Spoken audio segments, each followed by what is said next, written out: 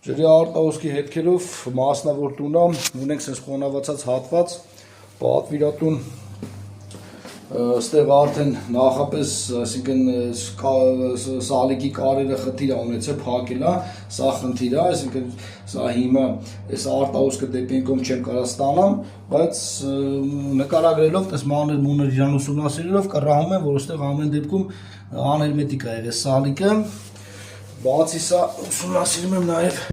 այսինքն լվացարանից սիֆոնը, որ իշնում ու միանում է կոյուղագծին, սա գոֆրենա, որ գծին է միանում, կողքերը անմշակա, այսինքն ինչա պետք ստեղ անել, կոյուղագիծը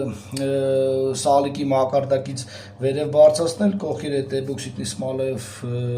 մշակել, այսինքն ստեղ էս լողանալու, սա մեր լողանալու վայրն է,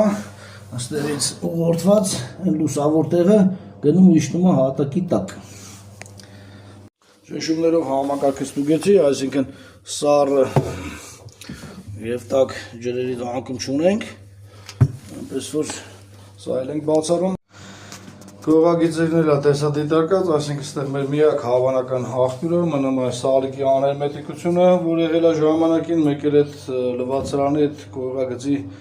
այդ ռաստրուկեն, որ պետք է բարձրացվի ու այլ խնդիրներ այստեղ չկարացա հայտնաբերեմ, այսինքն մնացած ամեն ինչը հերմետիկ է։ Ուղղակի սա պատվիրատուն, որ փակած չլիներ, կարող ենք էդի հստակ հասկանանք։